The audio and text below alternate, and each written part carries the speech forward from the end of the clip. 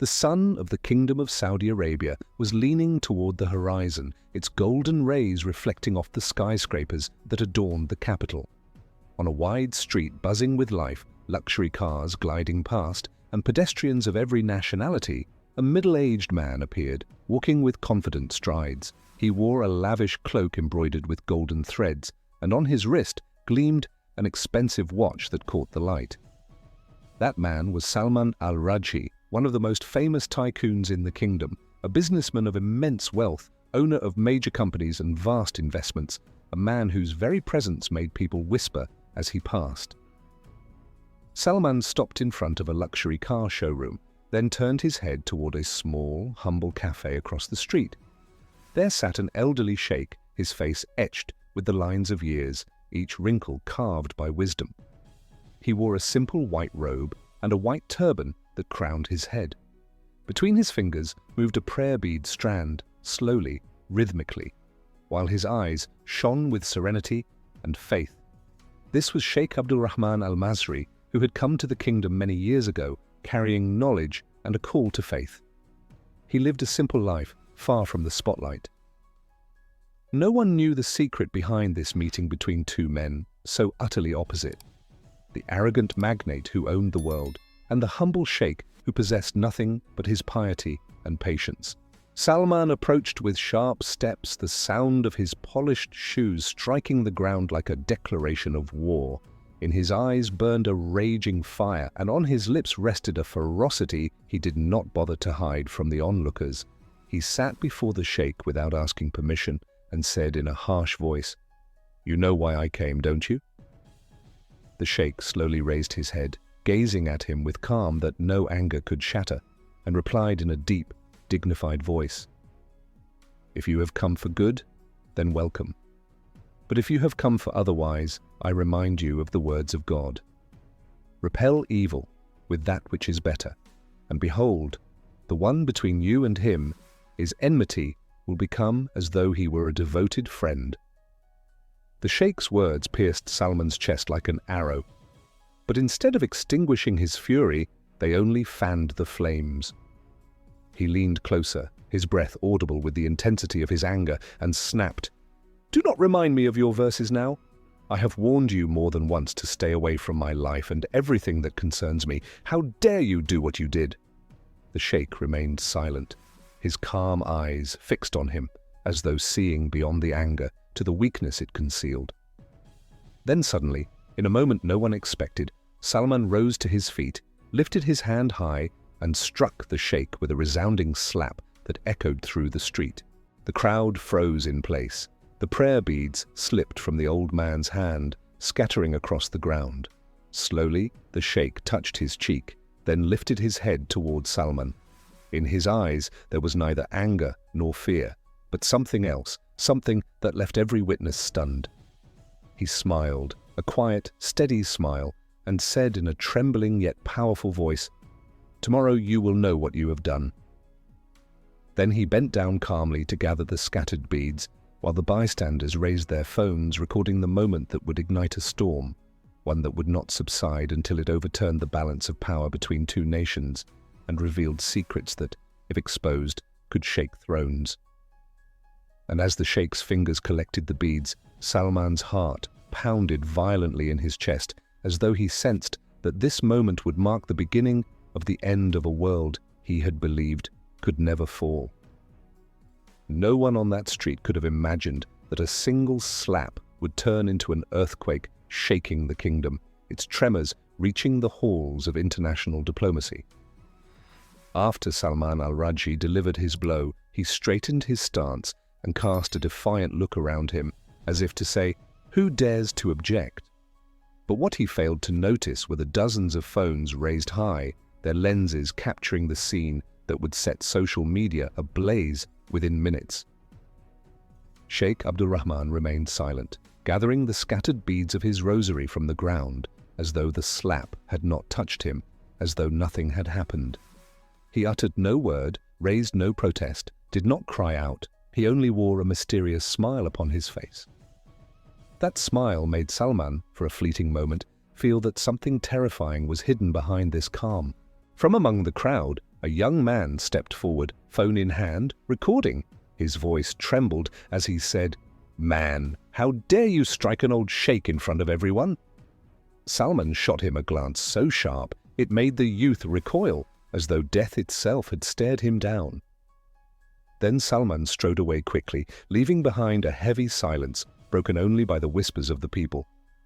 "Who is this man?" "It's Al-Raji, one of the richest men in the kingdom." "And the sheikh, do you know him?" "He looks Egyptian."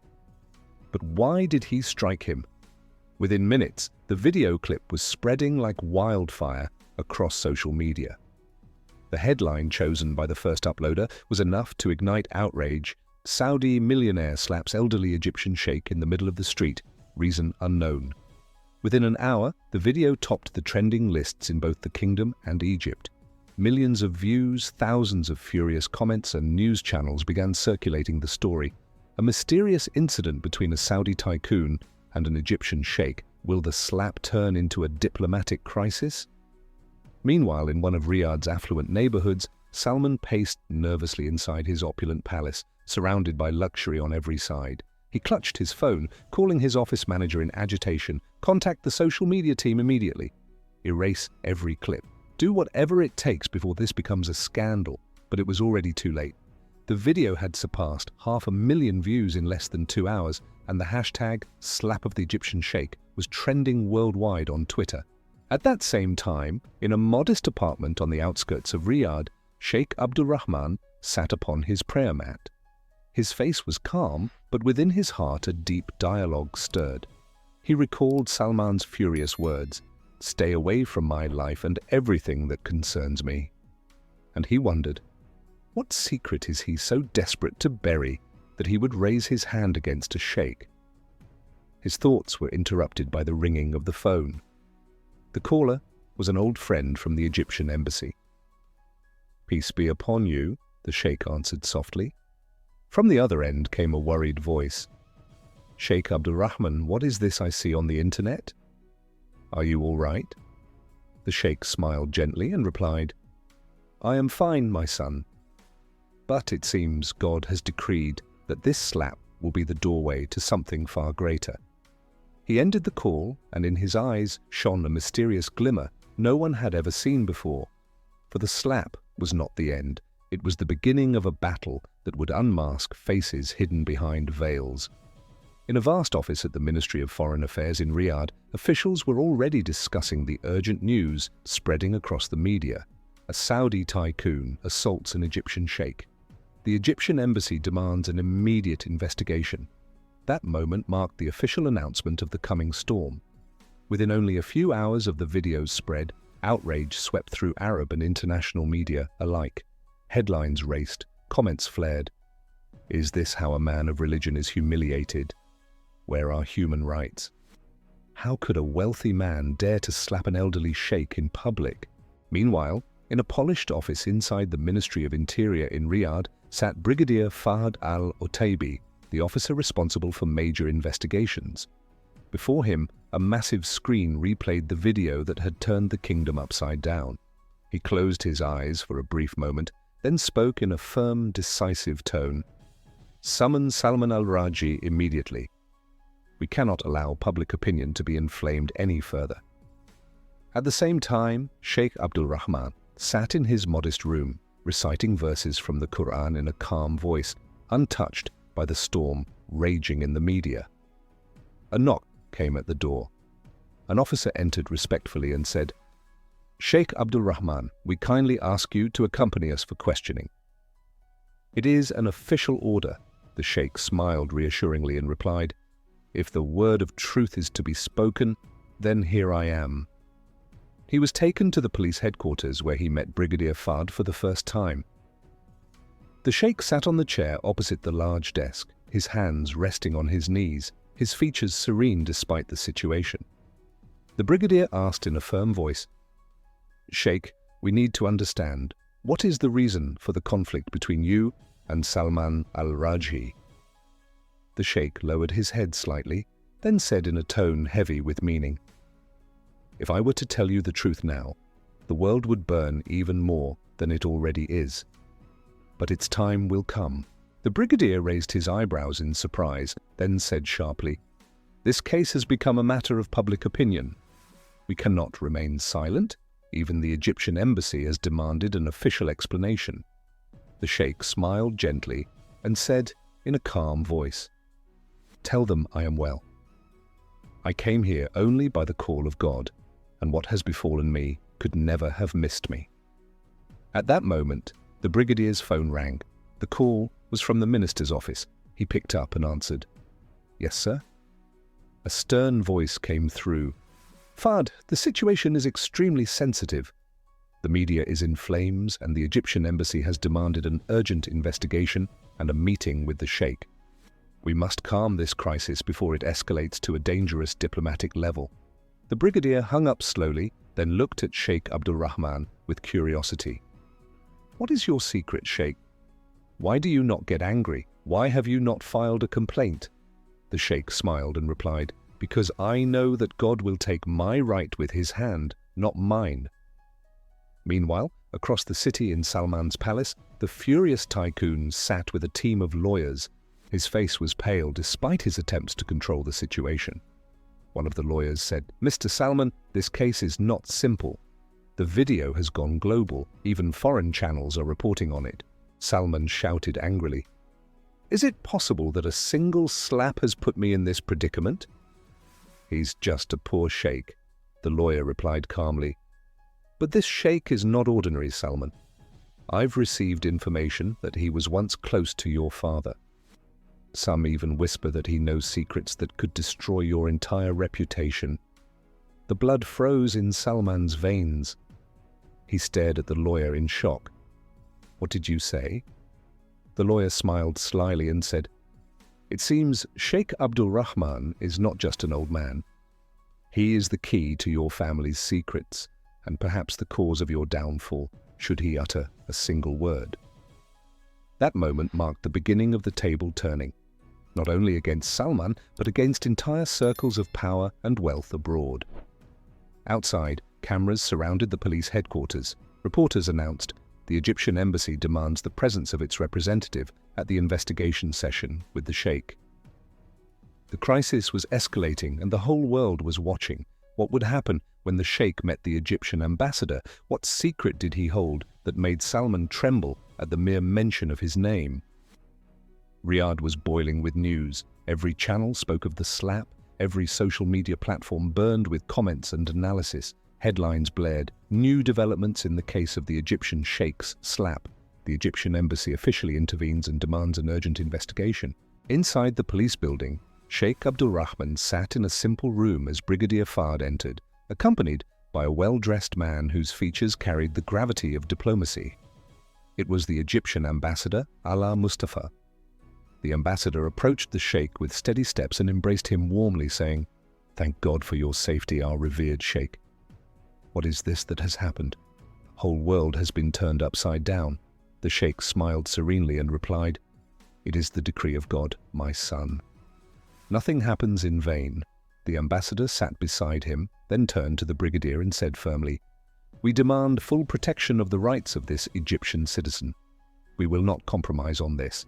The incident is documented on video, and public opinion in Egypt is pressing us as never before." The brigadier answered calmly, "We are committed to the law, and we will not allow injustice to anyone. The investigation is ongoing and will take its legal course." The sheikh intervened in a quiet voice that carried a mysterious strength. "I thank you both. I do not seek revenge, nor do I want escalation. What I want is to meet Salman face to face, here before you." A heavy silence followed for a few seconds. Then the brigadier said in astonishment, "A meeting? After all that has happened?" The sheikh smiled with confidence. "Yes.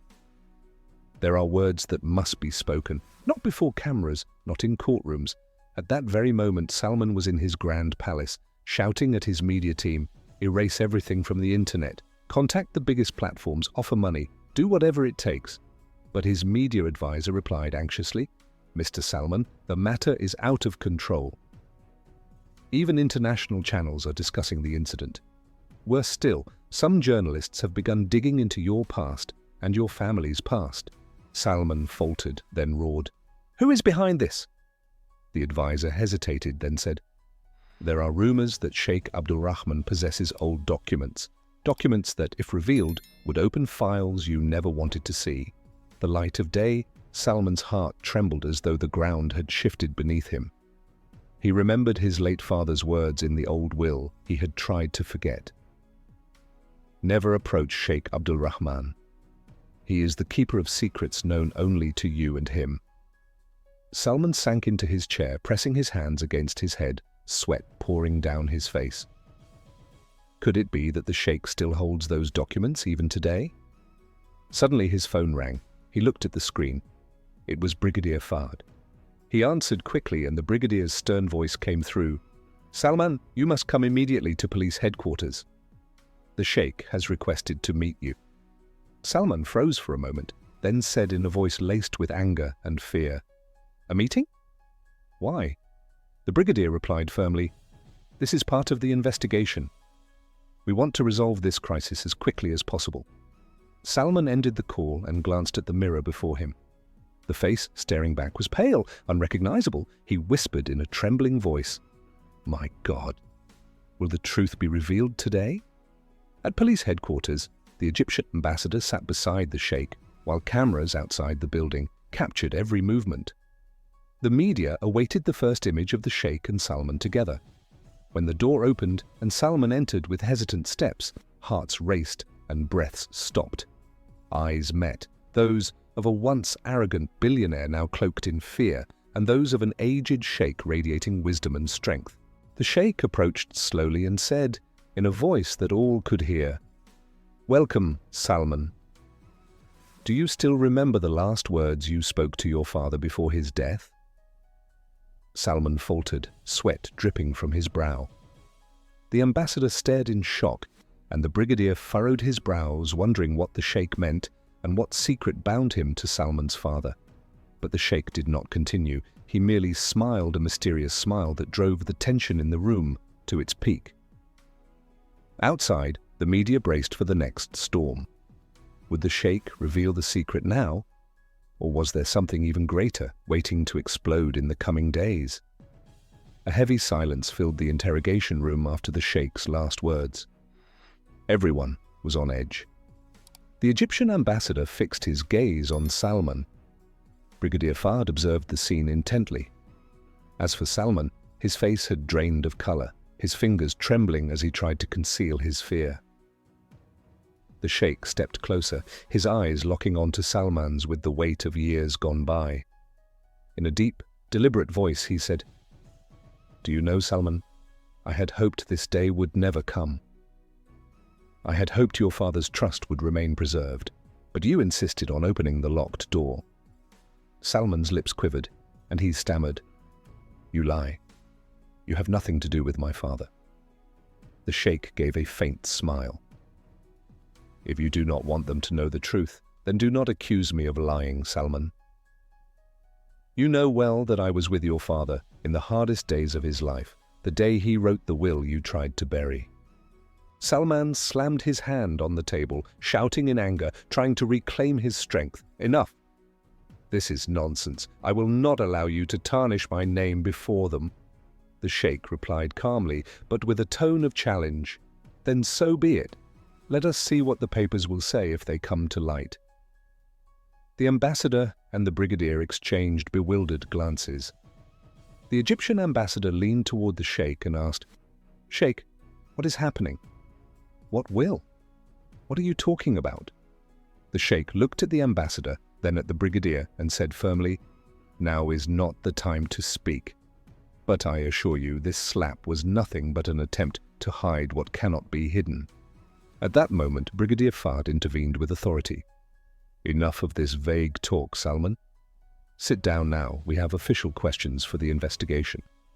Salman sat on the chair, but his mind was boiling. Could it be that the sheikh still holds those documents? How could so much time have passed? While the interrogation continued outside the police station, another scene was unfolding. Dozens of journalists crowded the entrance, cameras rolling, breaking news banners flashing across screens. The Egyptian sheikh faces the Saudi tycoon in an interrogation session. Will dangerous secrets be revealed? In Cairo, at the Ministry of Foreign Affairs, meetings were in full swing. The foreign minister himself spoke in a firm tone. We are facing a matter of public opinion. There is no room for negligence. The rights of the Egyptian citizen must be guaranteed, or else we will face a diplomatic crisis. The minister sent an urgent cable to the ambassador in Riyadh. Follow the case closely. Do not allow the file to be closed without uncovering the full truth. Meanwhile, Salman realized that matters were slipping further and further from his control. After the preliminary interrogation session ended, he left the police headquarters under heavy guard. Journalists tried to approach him, but security blocked their way. He climbed into his luxury car and immediately grabbed his phone, calling one of his shadowy operatives.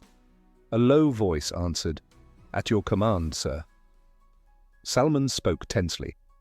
"I want you to find out everything about Sheikh Abdul Rahman, where he lives, who visits him, what he owns. I want to know where those papers are, if they exist." "Do whatever it takes," the voice replied coldly.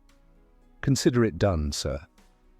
But at that very moment, the sheikh was back in his modest room. Before him lay an old suitcase. He opened it slowly and pulled out a worn brown file with frayed edges.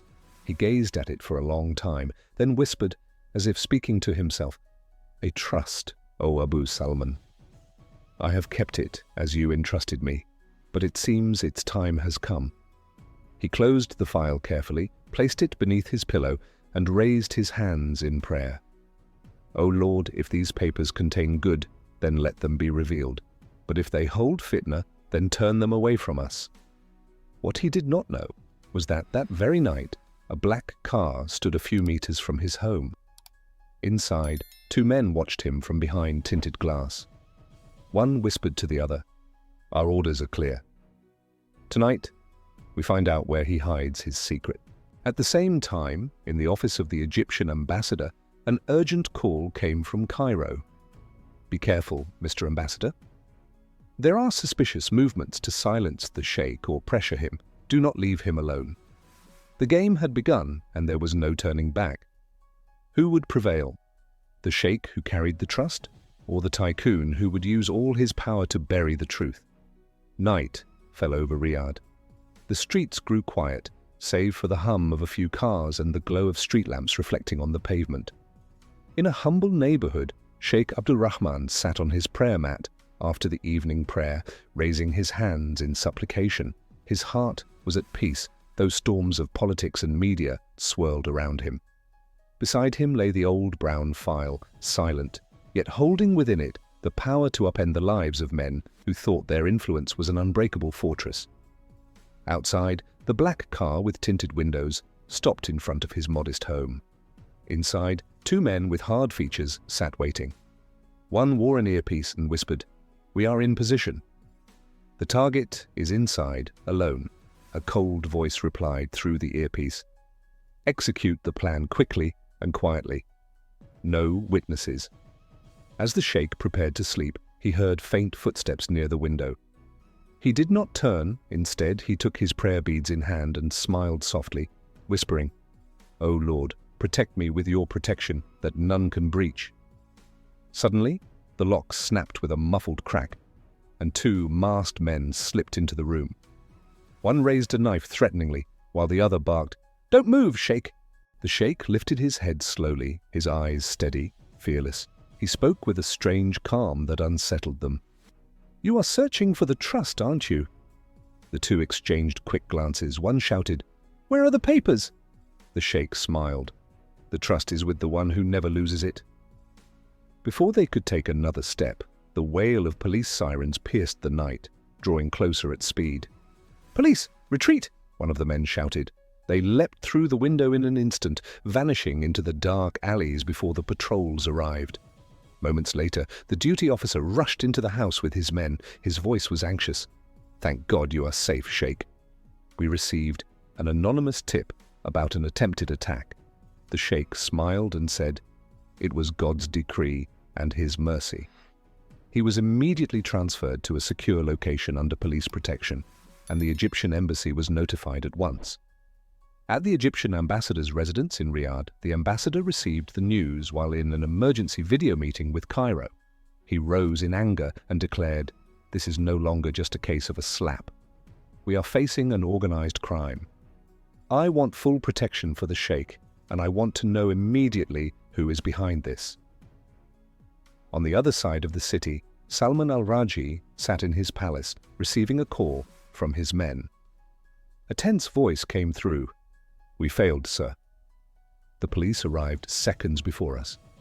Salman slammed his fist on the table so hard the glasses rattled, then said in a strangled voice of rage, "Idiots! Do you know what will happen if they find those papers? My life will be over. Everything will be over."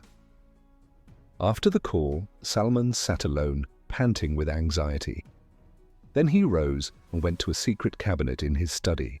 From it, he pulled out an old photograph of an elderly man who resembled Sheikh Abdul Rahman in his youth, standing beside another man whose face was all too familiar: his father. Salman muttered as he stared at the picture.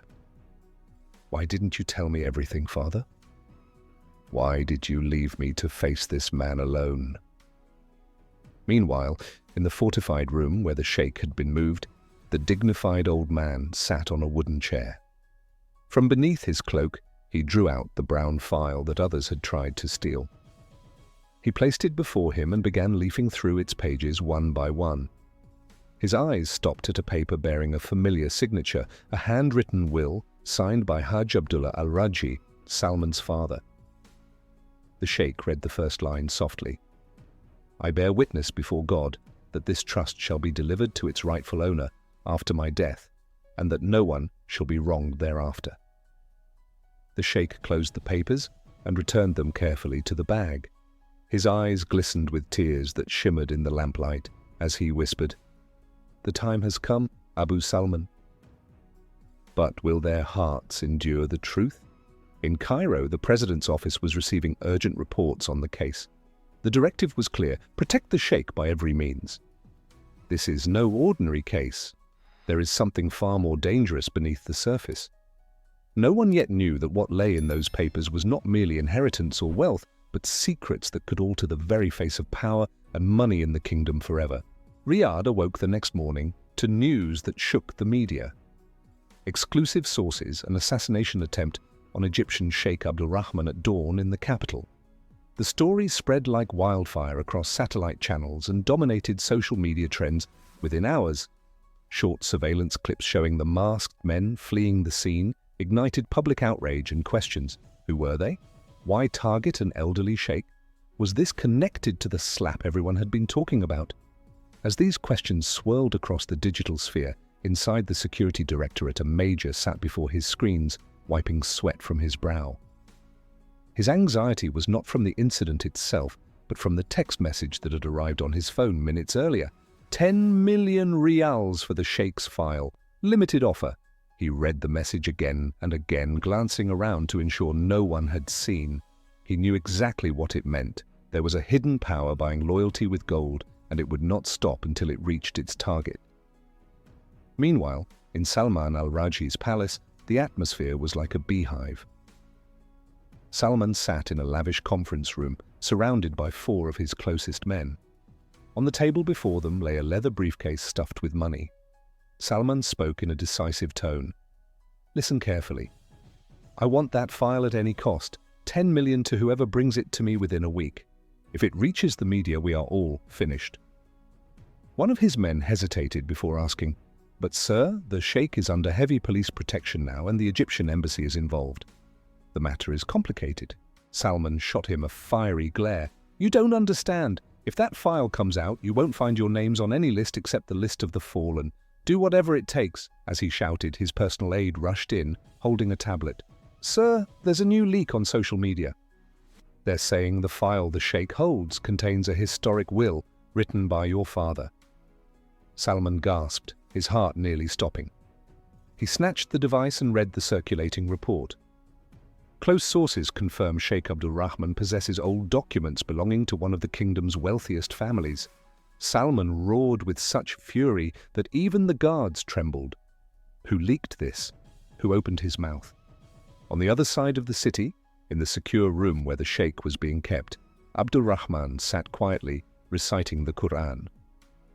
Yet his eyes scanned every detail around him. He knew the circle of danger was tightening from all sides, and he knew that weak souls might sell their conscience for gold. Suddenly, he heard the short ring of a guard's phone. He turned quickly and saw the young guard grow tense, trying to hide the screen. The sheikh said nothing, but in his heart he realized the battle was no longer only outside, it might be closer than he thought. At that moment, another guard received an urgent call from command. Move the sheikh immediately to an alternate location. There is intelligence of a new attempt to kidnap him tonight. The convoy set out at midnight, 5 armored vehicles speeding through Riyadh's wide roads. The lights glimmered on the asphalt, the city wrapped in an eerie silence. But no one knew that 3 black cars were following from a distance, drawing closer and closer. The chase began. The unknown cars suddenly accelerated wildly, trying to surround the convoy from both sides. Tires screeched against the pavement. Alarms wailed. The driver tried to maneuver, but one of the black cars rammed the rear of the convoy violently, sending one of the security vehicles crashing into the steel barrier. The commanding officer shouted over the radio, "Protect the sheikh at all costs!" In the heart of the chase, Sheikh Abdul Rahman sat in the back seat, clutching the file to his chest, whispering softly, "O Lord, if this trust is for good, deliver me with it, and if it is for evil, turn it away from me." As the cars raced madly, a massive security checkpoint suddenly appeared ahead. Dozens of soldiers stood in formation with their weapons ready. The convoy braked sharply and the attacking vehicles were trapped. In a swift moment, 3 masked men were captured, though the group's leader managed to escape before the forces arrived. As the captives were led away, one of them rasped, "You don't know who wants this file. You are playing with fire." At that very moment, the Egyptian embassy's operations room received a call from Cairo. "Bring the sheikh to us alive, no matter the cost. There is an urgent decision to move him out of the kingdom within 78 hours. But what no one knew was that a photograph of the file, taken during the chase, had already reached the hands of a prominent investigative journalist. The scandal was now on the verge of exploding. The next morning, Riyadh was still boiling with events. Newspapers and talk shows did not stop analyzing what had happened, while people in cafes passed around leaked clips showing unknown cars chasing the security convoy. Everyone was asking the same question: what does this sheikh carry that could cause such chaos? In a small office in one of Riyadh's old neighborhoods sat Sami al-Qahtani, the investigative journalist known for his boldness. A man in his 30s, his eyes gleamed with the hunger for truth. Before him, his laptop screen displayed a new file titled "The Case That Will Shake the Kingdom." On the screen appeared a blurred image of a brown leather file captured during the chase, with a comment posted in a secret forum. "This old will belongs to one of the greatest businessmen in Saudi Arabia. If it leaks, everything will change." Sami pulled out a cigarette, lit it slowly, and stared at the picture for a long time before whispering to himself, "If this is true, it will be the biggest story of my career." He began his secret calls and, through a police source bought with a large sum of money, discovered that the will was written in the handwriting of a man named Rashid bin Abdulaziz al-Rajhi, Salman's father. But what shocked him most was the line his source relayed from the will's contents. "I acknowledge that my true son is Abdullah, the son of our old Egyptian servant, and I bequeath to him half of my wealth." Sami froze in place, his heart stopping for a few seconds. What? Did this mean Salman was not the legitimate son? His eyes widened in disbelief. If the will was genuine, it would not only mean Salman's fall from the heights of wealth, but also the collapse of his social and political standing, and perhaps the exposure of crimes of murder and money laundering that would follow. Grabbing his phone, Sami dialed a hidden number. A hushed voice answered on the other end. "Speak quickly." "I can't wait. I need to know everything about Sheikh Abdul Rahman al-Masri." "You're walking into fire, Sami." "This isn't an investigation. It's a family war. Listen carefully. The Sheikh was Rashid al-Rajhi's confidant for 40 years. He is the only one who knows the truth. The will was written by al-Rajhi himself before his death and entrusted to the Sheikh, but he never imagined his sons would turn the world into hell if they found out. Sami ended the call, realizing he was standing before the story that would either make him a legend or bury him alive. He decided he had to meet the sheikh, no matter the cost. At the same time, Sheikh Abdul Rahman sat in the secret room under heavy guard. His face showed fatigue, but his eyes carried an extraordinary resilience. Before him lay the leather file, sealed tightly, as if it contained a ticking bomb. He whispered to himself, "O Lord, should I wait until the truth is revealed, or should I deliver the trust before blood is spilled?" As he wrestled with this inner struggle, the officer in charge entered and said firmly, "Sheikh, we've received orders to move you out of the kingdom tomorrow. The Egyptian embassy has arranged everything." The sheikh pressed the file to his chest and replied calmly, "I will not leave until I speak the word of truth. If I go without revealing it, they will continue killing the innocent elsewhere." Meanwhile, in Salman's palace, rage had reached its peak. News arrived of a new leak. An investigative journalist was gathering information about the sheikh's case and was closing in on the truth. Salman roared so loudly the hall shook. "Who is this dog? I want his head before he opens his mouth." One of his men raised his phone and said, "His name is Sami al-Qahtani. He's begun digging into the matter. Should we send him on a trip with no return?" Salman smiled coldly. "No, we'll play a smarter game. Make him believe he's getting closer to the truth until he leads us to the sheikh himself." Thus began the deadliest cat-and-mouse game, one from which only the strongest would survive. At that very moment, as Sami typed the first line of his article, all empires collapse because of a single secret. A black car stood beneath his window. Inside, a man wearing dark glasses smiled wickedly and whispered into his radio, "The journalist is out of control." Time for the plan.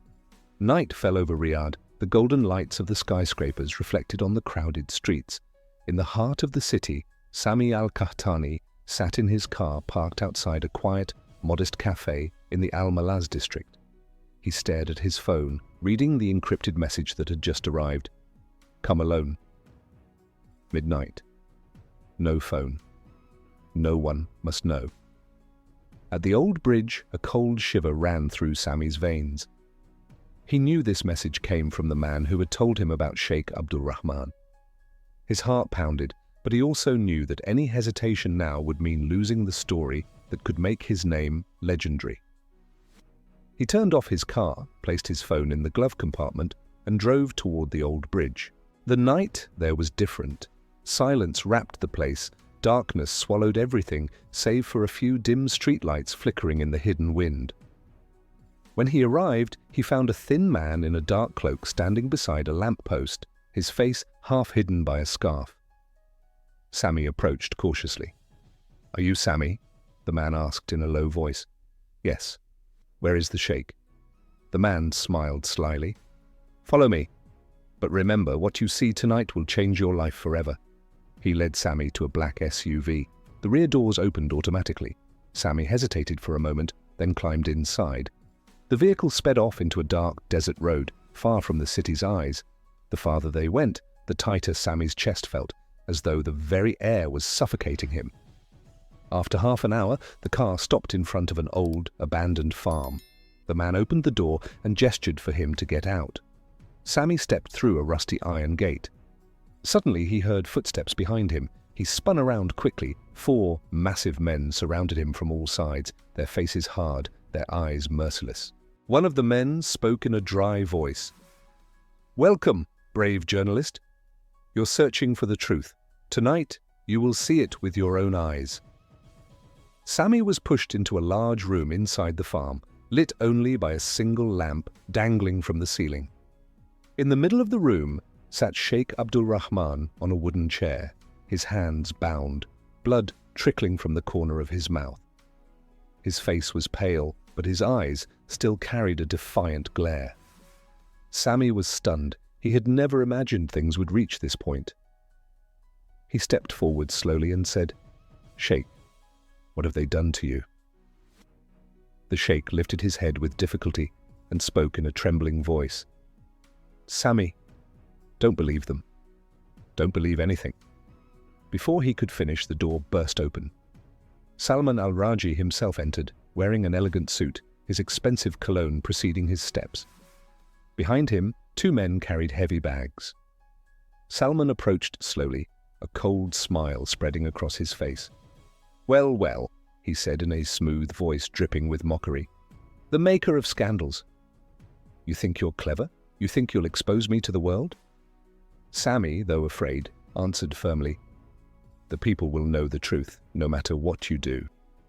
Salman let out a short laugh, then gestured to his men. They opened the bags and pulled out gleaming metal tools. Salman stepped closer to Sami and said, "Tonight, Sami, the truth has a price, and you will pay it with your blood." At that moment, the crack of gunfire erupted. Windows shattered, floodlights pierced the darkness, and shouts filled the air. "Crime unit, get down!" Chaos exploded. A firefight broke out between Salman's men and the security forces. Bullets tore through the room, glass shattered, the air thick with the stench of gunpowder. Sami lunged toward the sheikh, trying to free his bonds, while two men tried to grab him. He threw himself to the ground, narrowly avoiding a bullet that whizzed past his head. In the chaos, he saw Salman leap through the back window and escape into a waiting car outside. "No! Don't let him get away," Sami shouted, but a police officer grabbed him firmly. "Out now! Your life is in danger!" Sami and the sheikh were dragged out of the farm just as flames engulfed the building after the fuel tank exploded. As they were rushed away, the sheikh turned his head weakly toward Sami and whispered, "Sami, the will. It's in a place they will never reach." Before he could finish, his eyes closed and he collapsed into unconsciousness. Sami stared at him as he was lifted into an ambulance, one question screaming in his mind: where is the will, and what will happen if it falls into the wrong hands? Far away, in a secret villa outside Riyadh, Salman sat by the fireplace, a glass of whiskey in his hand. He stared into the flames and whispered with a devilish smile, "The game isn't over, Sami. The game has only just begun." The next morning was different. The sun rose over Riyadh, a city boiling beneath the surface. News began to spread like wildfire. The farm that had burned the night before was no ordinary incident. Gunfire, explosions and police cars surrounding the site raised endless questions. In a private hospital room, Sami sat on a plastic chair beside the bed where Sheikh Abdul Rahman lay unconscious, his face covered with medical devices, the steady hiss of a ventilator filling the silence. Sami's eyes were bloodshot from sleeplessness, but his mind raced furiously. On the table before him lay scattered papers and leaked photos from his phone, captured before he left it in the car that night. Images of him entering the farm, others showing armed men. The door opened. Colonel Fard al-Mari entered, his stern presence filling the room. He closed the door behind him, stepped forward slowly and said, "Sami, tell me the whole truth. Why was Sheikh Abdul Rahman there? And why was Salman al-Raji present?" Sami lifted his head, his eyes sharp, and answered firmly, "Because this is bigger than personal disputes. There's a network, money laundered, influence sold, lives crushed, and all of it is tied to Salman." The colonel pulled out his phone and showed him surveillance images from the roads leading to the farm. Every one of them clearly displayed Salman's car. The colonel smirked and said, "These are enough to issue an arrest warrant." But the man is no ordinary figure. He owns half the media and a quarter of the major companies. If we move against him directly, it will turn into a war of influence and will fail. Sami bit his lip. He knew Salman was far more dangerous than he had imagined.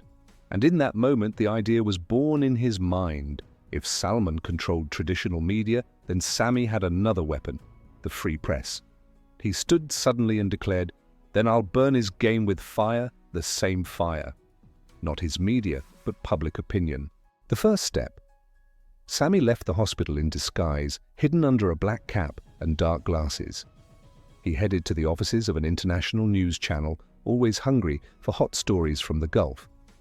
In a closed room, he sat with the famous anchorwoman, Riyam al-Ali, and began recounting the story in detail, how Salman slapped the sheikh in public, how the conflict began with a corruption deal, how they tried to kidnap and kill him at the farm, and finally, how the sheikh's will was still missing. Riham could hardly believe what she was hearing. But when she saw the photos and the video clip Sami had captured during the gunfight, everything changed. She said with excitement, "This story will shake the Gulf and the entire Arab world." "But Sami, do you realize that once this airs, you'll be on the death list?" Sami smiled with confidence. "I've been dead to them since the night I entered that farm. At least now, I'll die standing." Within just 24 hours, the channel aired the episode under the headline, "Scandal in the Heart of Riyadh, the Billionaire and the Sheikh, the Full Story." The broadcast spread like wildfire. Within minutes, it was trending on Twitter. The hashtag Salman al-Raji scandal turned into a storm the likes of which society had never seen. People were divided. Some defended Salman as a symbol of investment, while others demanded his immediate trial. Meanwhile, Salman's companies began to collapse on the stock exchange, investors pulling their money, pressure mounting. But Salman would not remain silent. At that moment, he sat in his massive palace on the outskirts of Riyadh, watching the broadcast on a giant screen. Beside him, his head of security sat stone-faced, eyes burning like embers. Salman suddenly switched off the screen, turned to his men, and said coldly, "Prepare the plan, Operation Night Falcon. I want Sami alive before the sun rises tomorrow." The twist came quickly. While social media boiled over, Sami received a call from an unknown number. He answered from his car, and a strange woman's voice said, "Sami, Salman won't stop at killing you. He's going for the sheikh now. The will must come out before he gets to it." "Who are you?" Sami demanded. "My name is Leon." "I was one of them. But now I want to help you. Send me your location immediately." Sami froze, then ended the call. But suddenly in his rearview mirror, he saw two black cars racing toward him at insane speed. Gunfire erupted from behind, shattering his windshield. Sami slammed the accelerator, his car tearing through Riyadh's streets in a frenzy. Blood began to seep from a wound in his shoulder. During the chase, he opened the bag beside him and pulled out a small flash drive, the final piece of evidence against Salman. But if it fell into the wrong hands, it could ignite a war between the Gulf's wealthiest families. The clock struck 2 past midnight as Riyadh's streets became the stage for a mad race between life and death. Sami gripped the steering wheel with one hand, the other pressed against his bleeding shoulder to stem the flow. Behind him, the two black cars surged forward at terrifying speed. Their headlights cut through the darkness, the screech of tires scraping against asphalt at every turn. Bullets, then more bullets. The mirrors shattered into fragments, the windshield exploded into pieces. Sami swerved his car sharply to the right at the last second, plunging into a narrow path between two unfinished buildings. The vehicle jolted violently over the sandy bumps as shouts rang out behind him, men firing relentlessly. "Just a few more minutes, just a few more minutes and I'll reach the safe point," he muttered to himself in a ragged voice, struggling to focus despite the blood loss. But suddenly, a massive truck loomed ahead, blocking the road. Sami slammed the brakes with all his strength. The car skidded and crashed against the side of the truck, clouds of dust rising into the air. Engines roared behind him. The two black cars screeched to a halt, and men in black clothing, faces covered, stepped out, carrying weapons fitted with silencers. Sami realized the end was near, but he was not the kind of man to surrender. He pulled the small flash drive from his pocket and tossed it beneath the seat before forcing open the opposite door and leaping into the darkness, vanishing among piles of steel and concrete. Footsteps closed in, the pounding of military boots echoing through the site. "He's here! Search every corner," one of the men shouted. Crawling beneath a steel frame, Sami heard the crackle of radios, then a harsh voice. "Salman wants him alive. Shoot his legs only." His blood froze. Death wasn't the goal. Something worse was. Torture, until he revealed the location of the flash drive. As panic surged, he suddenly heard the roar of a car approaching fast. Its headlights pierced the darkness. A woman's voice screamed, "Sami!" "This way, hurry." It was Leon, the woman who had called him earlier. Sami ran with all his strength, dove into the car, and it shot forward like an arrow under a hail of bullets. Glass shattered, rounds tore through the rear, but Layan didn't stop until they burst out of the construction site and onto the highway. Breathless, drenched in sweat and blood, Sammy turned to her. "Who the hell are you?" "Why are you helping me?" Her eyes burned with anger and pain. "I worked with Salman for years. I was part of his filthy schemes, but when I saw Sheikh Abdurrahman begging before him, I knew I had to save myself before I became a demon like him." Sammy shouted, "Then where is the will?" Layan gave a faint, cryptic smile. "It's not anywhere." "It's with me." Sammy felt his heart stop. Before he could ask how, headlights flared in the rearview mirror, 2 black cars closing in fast. Layan slammed the accelerator, but bullets ripped through the doors. One tire exploded. The car spun violently, flipping 3 times through the air before crashing into the barren desert off the road. Silence. Then the sound of doors creaking open. Sammy crawled out of the wreckage, glancing at Layan, unconscious beside him. Shadows closed in, Salman's men surrounding him, weapons raised. One of them said coldly, "Mr. Salman wants you alive." The second shock, betrayal. As they bound his hands, a familiar voice rose from the darkness, a voice that made his blood boil with rage and disbelief. "I didn't expect you to be this stubborn, Sammy." Sammy lifted his head and saw him, Colonel Fahd al-Mari. "You? You're with them?" Sammy shouted in fury. Fahd stepped closer, leaned down and whispered in his ear, "Don't be naive. Salman isn't just a businessman. He is the state." Then came a brutal blow to Sammy's head. Darkness swallowed everything. When he opened his eyes again, he was bound in a lavish room inside a sprawling palace, and before him sat Salman al-Raji himself, smiling coldly. In his hand was a cup of Arabic coffee, and beside him lay the will everyone was searching for. Sammy opened his eyes slowly, though he wished he had remained lost in the darkness. The harsh white light from the ceiling burned his eyes. The scent of rich oud mingled with the metallic tang of blood on his face. He was bound to a metal chair, his right hand broken, his head throbbing with indescribable pain. He lifted his gaze. In front of him stood a glass table, upon it a cup of Arabic coffee, a sword inlaid with golden threads, and beside it sat a man who needed no introduction, Salman al-Rajhi. To the world he was a successful businessman, but here he appeared as a predator, ruling over his private kingdom. He sat with confidence, dressed in a spotless white robe, a calm smile on his face that concealed the fires of hell. Salman's deep voice broke the silence. "At last you're awake, Sammy. I thought the bullet I ordered for you would have been kinder than this." Sammy, blood on his lips, managed a mocking smile. "Is this your habit, Salman? Buying everything, even men?" Salman approached slowly, set the coffee cup before him, then sat opposite. "I don't buy men, Sammy. I create them. Everyone you see around me, everyone in this country, owes me their loyalty. Because I gave them what neither the state nor religion ever could." Sammy's expression hardened.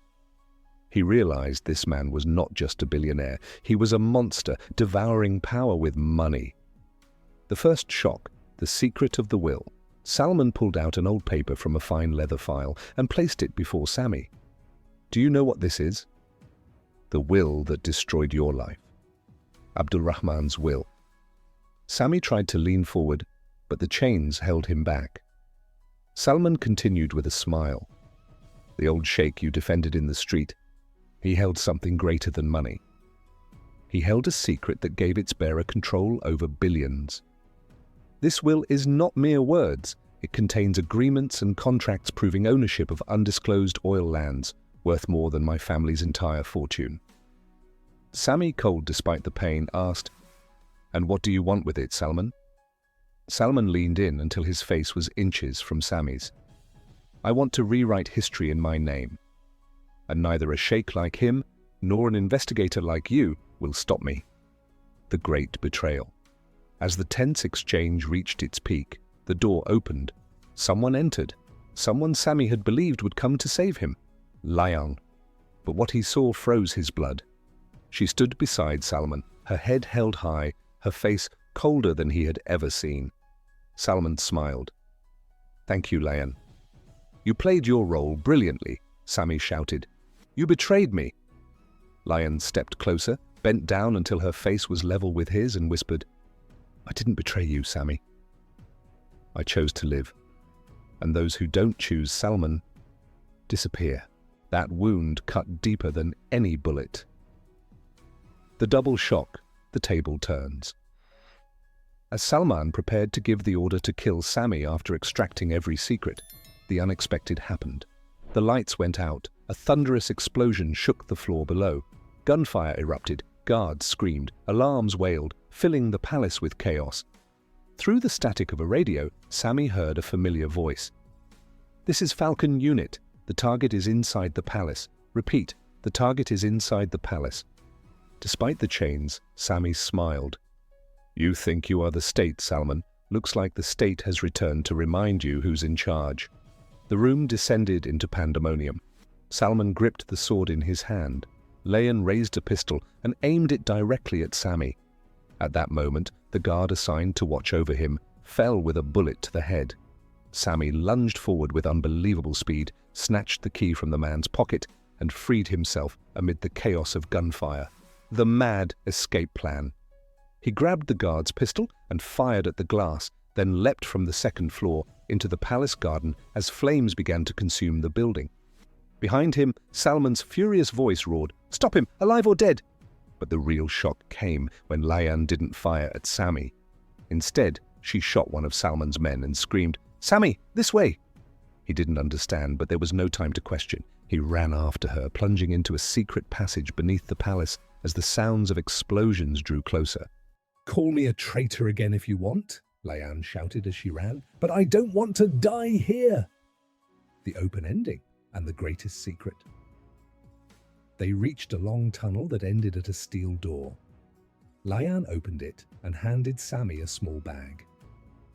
"Here lies the whole truth. All the documents, all the names." Even those in government who work with Salman Sami took the bag, his eyes burning with anger and suspicion. "And why give it to me now?" She pushed open a door that led out into the desert and answered, "Because you're the only one who can bring down this monster." They stepped into the darkness, but from afar came the thundering blades of helicopters. Through a loudspeaker, Salman's voice echoed across the night, "You will never escape me." Then darkness. The chapter ended with the thunder of an explosion shaking the horizon. The desert stretched endlessly, the night swallowing everything, except for the lights of helicopters circling above, like metallic beasts hunting their prey. Sami and Layan were running across the sand, the bag of documents clutched in Sami's hands, their breaths ragged with every step. Suddenly, the roar of massive engines filled the night, armored SUVs surrounding them from every direction. Sami stopped, raised his pistol, panting heavily. He looked at Layan and said coldly, "The game is over." She smiled nervously and replied, "No, it's just beginning." From the blinding lights emerged Salman, clad in a black bulletproof vest, an assault rifle in his hands, dozens of armed men behind him. His voice thundered across the desert. "Did you think I could be defeated so easily, Sami? I am the law here. I am the state. I am life itself." The confrontation begins now. Sami raised his pistol, but Salman laughed. "Shoot, and you'll watch Layan die before your eyes." Sami turned toward her and froze in shock. She was aiming a gun at his head. With a devilish smile, she whispered, "Sorry, Sami." There are no heroes in this story. We're all monsters. This betrayal was fatal. Salman clapped slowly, grinning. "Well done, Layan. You've always been clever. Bring me the prize." Sami stood silent for a moment, staring at the sand. Then suddenly he smiled faintly, an expression that made Layan step back in fear. He said coldly, "You know the problem with monsters? They always believe no one can kill them." The bloody turn of the table. In less than a second, Sami hurled the bag into the air, fired a shot at one of Salman's guards, then lunged at Layan, wrenching the gun from her hands. Hell erupted. Bullets ripped through the desert. blood sprayed, flames engulfed one of the vehicles. The first explosion shook the ground. Sammy fought like a phantom of death, moving through smoke and blood, cutting down one man after another. From a distance, Salman fired wildly, screaming, "Kill that dog!" Don't let him leave alive. The ultimate sacrifice. As the battle raged, an unexpected twist shook the night. Falcon unit arrived, helicopters lighting up the sky, their gunfire raining down on Salman's men. But Salman refused to surrender. He seized a rocket launcher and aimed it at the car where Sammy had taken cover. "No!" Layan screamed. She leapt in front of Sammy, taking the missile in her body before the vehicle exploded. Flames devoured the scene, and Sammy's scream echoed across the desert. The shocking end. From the inferno, Sammy emerged, half his face burned, clutching a single pistol. He walked slowly towards Salman. The tycoon was bleeding, yet laughing maniacally. "Even if you kill me, the game isn't over. Everyone in the government belongs to me." Sammy pressed the gun to Salman's forehead and whispered, "Everything ends with a single bullet." The final gunshot thundered like an explosion, silencing the world. Salman collapsed onto the sand, his face drenched in blood as flames raged across the horizon. Sammy lifted his eyes to the sky. The sound of helicopters drew closer, but he did not move. A Falcon unit officer approached and said, "It's over, Sammy." Sammy smiled faintly and whispered, "No, it's only just begun."